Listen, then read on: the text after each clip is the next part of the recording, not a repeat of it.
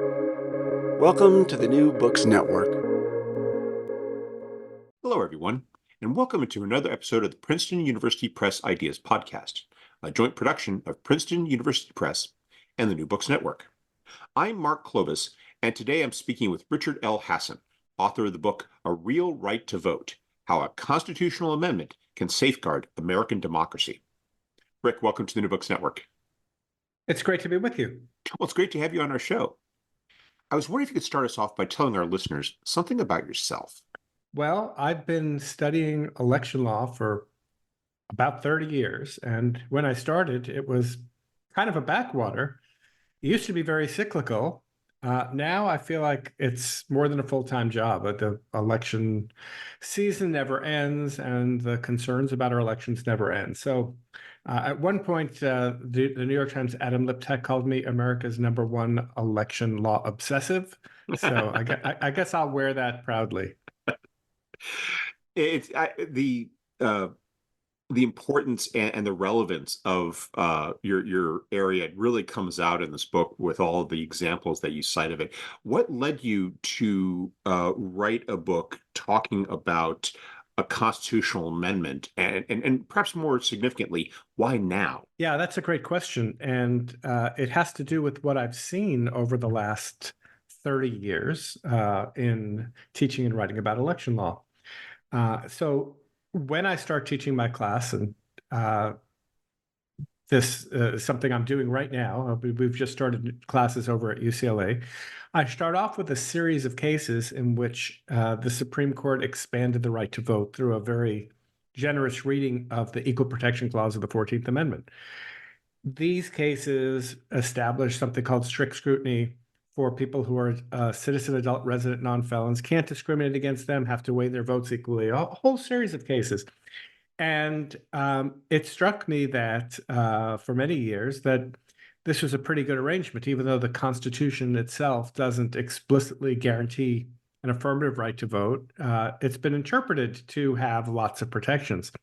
But over time, as the Supreme Court has changed in its composition and in its ideology, it became clear to me that the Supreme Court was not up to the task and was not really interested in vigorously enforcing voting rights, and that the kinds of continuous problems that we see with our elections are only going to get worse until we make some kind of structural change. And so I was encouraged by an editor at the New York Times to write a piece laying out my idea for why we might want to have constitutional right to vote. I wrote that piece in 2020. And then I decided that would be my next book project. And so I worked for the next few years on what would a right to vote in the Constitution look like, what would be the defenses of it, what would be the path to getting it. And that's what led to this new book, A Real Right to Vote. I'd like to start our examination of the book by addressing the overall case that you outline in your introduction. Why do we need specifically a constitutional amendment to guarantee the right to vote, especially given the previous 2 centuries of American history where we've seen a gradual expansion of voting rights over time without having such an amendment? Well, what I would say is that the idea that voting rights have always been expanding is not necessarily true, and more importantly, it's not the product of the Supreme Court. Many people erroneously think of the Supreme Court as a great protector of voting rights, but let me give you 2 examples that come early in the book. First, there was a woman named Virginia Minor. She went to the Supreme Court in 1874, and she said, look, you've just passed the 14th Amendment. It's now part of the Constitution. One of the things it guarantees is that citizens get all the privileges or immunities of citizenship. I should be allowed to vote because I'm a citizen, and voting is a privilege of citizenship. And the Supreme Court said, you are a citizen, but voting is a question of state law. And because you're a woman and the state of Missouri says only men can vote, you can be disenfranchised. It then took decades until we got the passage of the 19th Amendment, which bars discrimination in voting on the basis of sex, in order for women to become enfranchised. Another example, even more egregious than this, is in 1903, a man named Jackson Giles goes to the U.S. Supreme Court, and he says, "Look, I'm a citizen. I'm an adult. I'm a resident of the state of Alabama. Alabama's not letting me register to vote because I'm Black. And this is in violation of the 15th Amendment, another amendment passed after the Civil War, that bars discrimination in voting on the basis of race." And the Supreme Court said, yes, it's true that the 15th Amendment bars discrimination basis of race, but there's really nothing we can do about it. This is really going to be something that it's going to have to be decided politically. We're powerless. And so these are two pretty strong examples where the Supreme Court refused to expand voting rights. In fact, if you look at the 235-year history of the Supreme Court, there was only about a less than decade period during the period of the Warren Court in the 1960s where the court was expanding voting rights. In more recent years, the court has been shrinking voting rights, making it easier for states to impose rules that could make it harder for people to register or to vote. Also limiting Congress's power to broadly enforce the Voting Rights Act. It was really the Voting Rights Act of 1965 that led to the enfranchisement of African American voters in the South. So really, the Supreme Court has mostly stood as an impediment. Now, some people have said, well, if you look at the 14th Amendment and the 15th Amendment and the 19th Amendment, those I just mentioned, along with the 23rd Amendment, which gave Washington, D.C. residents the right to vote for president, the 24th Amendment, which barred federal poll taxes, and the 26th Amendment, which bars discrimination voting on the basis of being between 18 and 21 years old, that there is already protection for voting rights in the Constitution. Well, this was an argument that was made most recently by Justice Ruth Bader Ginsburg in her dissent in a case called Shelby County versus Holder, striking down a key part of the Voting Rights Act. It's true that it is possible that the Constitution could be read, take these different pieces, put them together, and you could have an argument for a right to vote. But in fact, the conservative court is not willing to do that. Justice Ginsburg spoke in dissent. And if we're really going to get protection for voting rights, we're going to have to do it through the same kind of political movement that came after Minor versus Happersett for those decades-long struggle to get women the vote. It required organizing. It required getting people in different states to actually do something to further voting rights. And so that's why I think this is the moment. The court is not protecting our rights. There's a lot of fights over voting right now. There's all kinds of questions about whether voting rights for president could be taken away by state legislatures.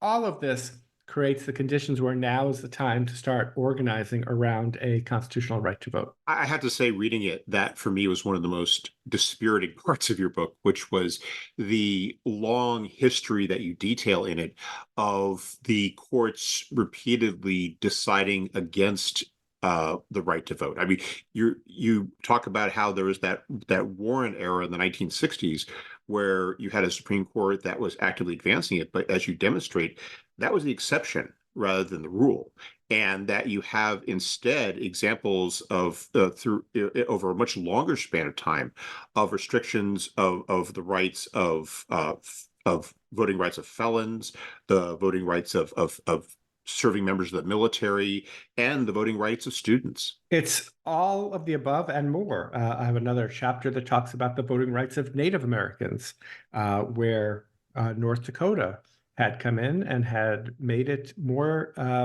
difficult for people who don't have residential addresses to register to vote. Well, who doesn't have a residential address? It turns out very few people lack a residential address if they're unless they are homeless. They lack, most people have a residential address, but that is not true for people who live on some Indian reservations where they do not have residential addresses, where there is an entire set of people who live under poor conditions, have trouble getting access to mail, have trouble getting access to Xerox machines, which you need to make copies of your ID if you want to register to vote by mail. I mean, all kinds of things that, for most people are not really impediments. For some people are huge impediments, and the courts have not really stepped up to protect those people's voting rights. And if we believe that we are a society of political equals, where I can't judge whether you are more deserving of the vote than I am. If we're political equals,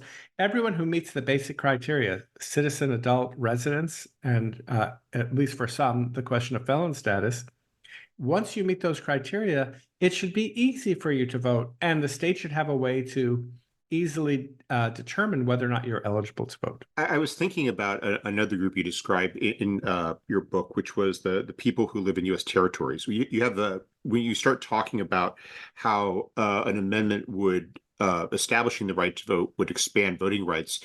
You mentioned in particular the case of people in Puerto Rico, and how you mentioned how the Supreme Court handed down an 8-1 decision in which they said that there is no right, to vote in, national elections from Puerto Rico.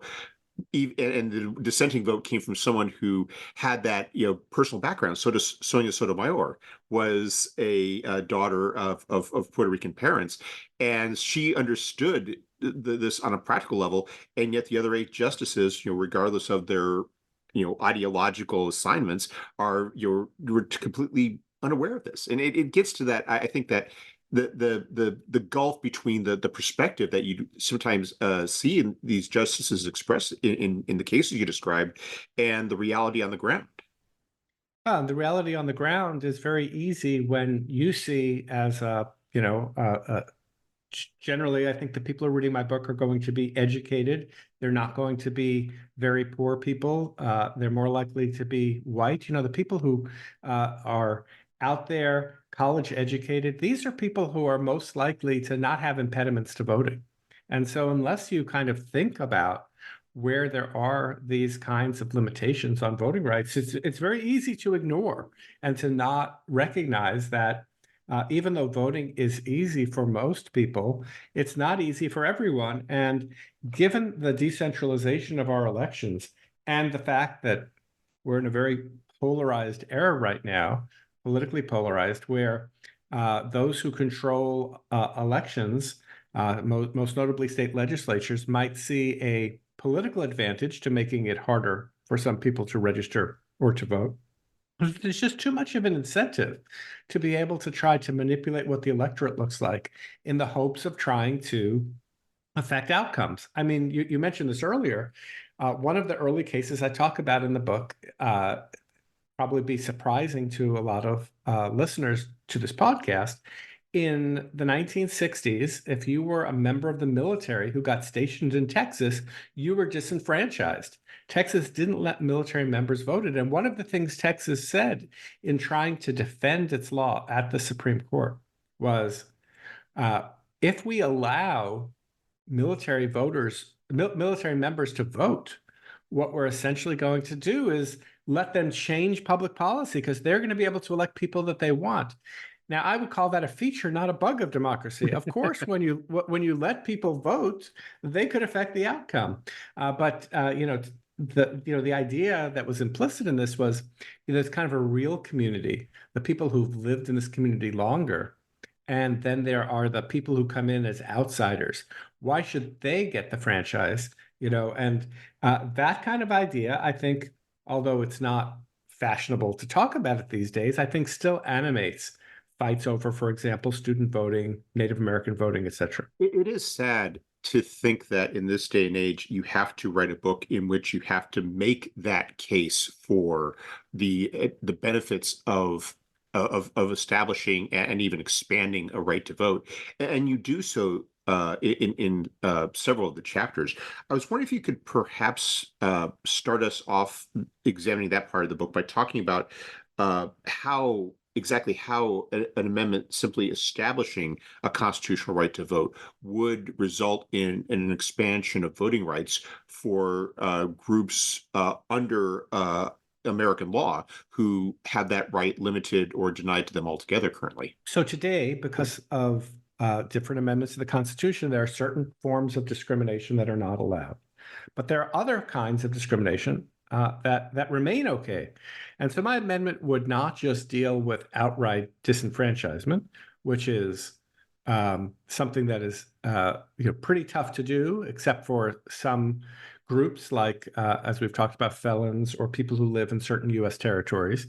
But what are we going to do about laws that make it harder to register or to vote? And so my amendment would do a number of things. One of the things it would do is say that people have the right to vote who are citizen, adult, resident, non-felons, but putting aside the question of the territories for a moment.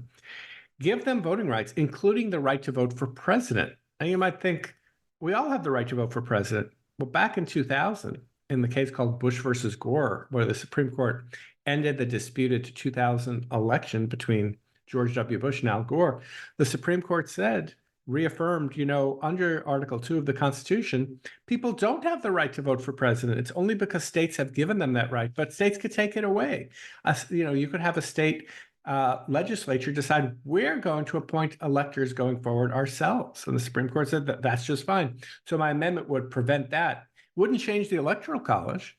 I talk about that as well in the book. But even within a state, what determines how the state's Electoral College votes are going to be determined? What determines how Electoral College votes are going to be allocated?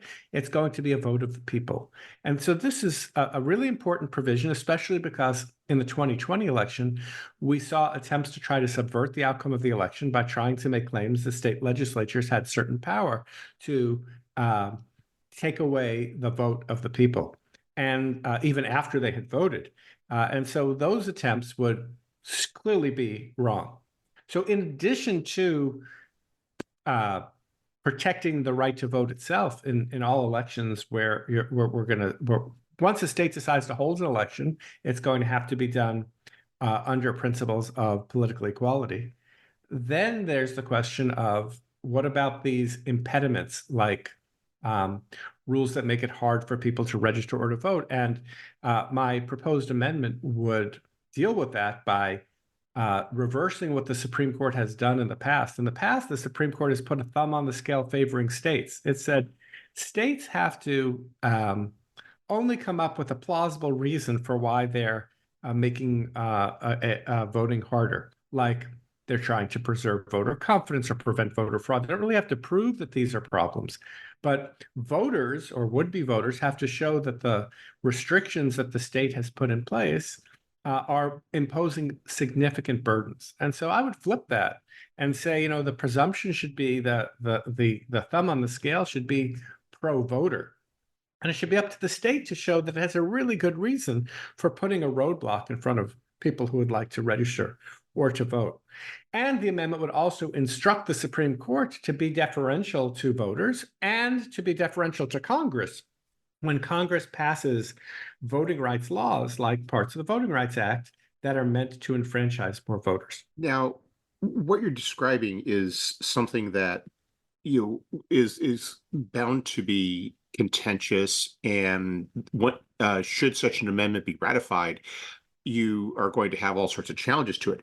And yet you make your case in the book that an amendment would actually contribute to a lowering of the temperature, a reduction in not just the litigation that we're constantly seeing over voting rights in America, but also hopefully, from that, a reduction in the amount of polarization that we're currently seeing over the question of voting rights. Could you explain how an amendment would achieve that goal? So part of what we see in the current atmosphere is a tremendous amount of litigation over these rules about registration and voting and early voting and voting by mail and all of this. Much of that litigation circles around questions of voter registration. And so one of the things my amendment would do is it would require that there be automatic registration conducted by the government of all eligible people to become voters, and the creation of an identification system. Most other democracies have some forms of voter ID because they have a national identification card. Now, the problem with ID is not the problem in theory, it's that it has been implemented by states in a discriminatory way. And so really what, I think we're going to see if we had an amendment would be registration and fights about ID would essentially disappear once states, or if states don't want to, they could pass it on to the federal government. Once they set up their system for ensuring that that there's a sound registration process, there'd be much less to fight over. And so the kind of voting wars that we've seen where there's litigation, and we've seen a tripling of litigation in the period since 2000 compared to the period before 2000. One of the things that would happen is there'd be much less litigation, and that would make our elections less contentious.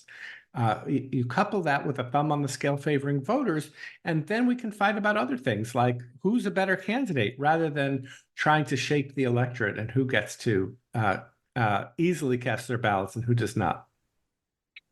Now, what you describe is a very encouraging picture of what such an amendment would achieve. And yet you do so by setting it in the context of the political world we inhabit today, one in which there is considerable polarization and contentiousness over the question of voting rights. So it's understandable why you then have your final chapter being about how we can pass such an amendment, because it seems as though the odds against it, I mean, on one hand, and for one thing, you only have the Constitution Amendment a grand total of 27 times in the past 200 plus years. And then you have added to this the fact that this is such a politically contentious issue that the odds of it passing seem long at best. How do you think we can actually successfully see such an amendment become a part of the United States Constitution? So I acknowledge this early in the book. I mean, if you look at, for example, the Democrats attempting to pass voting rights legislation in 2022, the For the People Act, they couldn't even get regular statutory voting rights laws put in place, which don't require the kind of supermajority in the Congress and the supermajority of states legislatures to ratify. So why even propose this? And I have really two answers. One is that it's important to set a marker for what it is that we want to see in this country and organize a political movement around it. And so I go back again to the example of the 19th Amendment. After the Supreme Court in 1874 said that the Constitution doesn't protect women's right to vote, okay, well, now it became a state-by-state battle. And by the time the 19th Amendment was ratified in 1920, 30 states had put in their constitutions a ban on discrimination in voting on the basis of gender. And so a political movement arose through this process. One answer to why we need to do this is we need to think big. And the other answer is that the very act of organizing for a constitutional amendment and organizing state by state, for example, to strengthen state constitutional rights to vote, that will pay dividends along the way. And it will focus people's efforts rather than simply on fighting the next skirmish in the voting wars, instead to think more broadly and more, holistically about what we want this century's democracy in the United States to look like. That certainly gives your book a long lifespan, because what you are articulating is very much a campaign of years, maybe even decades, rather than just something that we can expect to see happen in a single congressional term. Absolutely right. I think that there's too much of a focus on short-term thinking, and there's not enough thinking about how we can make change. We've lost our muscle memory in passing constitutional amendments. The last voting-related amendment was the 26th Amendment in 1971. Many Americans were not alive in 1971. We need to start thinking about what would it look like to pass such an amendment. And one of the things I argue is that if we take those on the right at face value in terms of what they say they want out of a voting system, there are a lot of benefits, a lot of good things that are in this constitutional amendment. For example, voter identification. That's something that's been, an important, at least rhetorical argument on the right for why we need to have these kinds of rules to limit how easy it is for people to register or to vote. In addition, both the right and left have an interest in preventing election subversion. Because we don't know who the next person is who's going to try to steal the next election. And finally, and just thinking about Republican self-interest, right now we're seeing a realignment of the parties where working class voters are becoming more attracted to a populist party that is led by Donald Trump. Well, we know that those working class voters are voters who are most likely to be the ones who are going to have a difficult time navigating stricter voting rules. And so it might even be in the partisan interest of the Republican Party to ease those voting rules and to make it easier for everyone to vote. One of the things we've seen in the Trump era is that we've had relatively high turnout. Why is that? Because people are really motivated. They like Trump, they don't like Trump, but they're interested enough that they're coming out to vote. Well, let's make it so that we can have even higher turnout and not put impediments in front of any voters who are trying to cast a ballot that will be counted fairly. We appreciate the time you've taken to speak with us, but before we go, could you tell us what you're working on now? Well, the next project that I'm working on is going to deal with the question of political polarization. And particularly, if we think about our election rules, they weren't really designed for a period of polarization. They were not, designed to think back to the beginning of the Constitution. There was no recognition of political parties. They really emerged right after the Constitution is passed. In a period of intense partisan competition, how can you have voting rules that not only will assure fair elections, but will assure that people will have confidence that their elections are going to be, that their votes are going to be fairly counted, and that election results will accurately reflect the views of the majority of those who vote in a particular election. This question of how to assure voter confidence is especially difficult in the current era because of the rise of social media and the lowered costs of spreading false and misleading information about elections. So in this polarized environment where misinformation can spread so easily, what can we do to assure not only that we have fair elections, but elections that people will consider legitimate? Not sure exactly what the answer to that is going to be. That is my next project, but I think it's an urgent one that we really have to address if this democracy is going to continue. It does sound like very important work, and I really wish you the best of luck with it. Thank you so much. Rick, thank you very much for taking some time out of your schedule to speak with us. I hope you have a wonderful day. You too. This was really great to get to talk about the book, and I hope to spur some people into political action on the question of voting rights.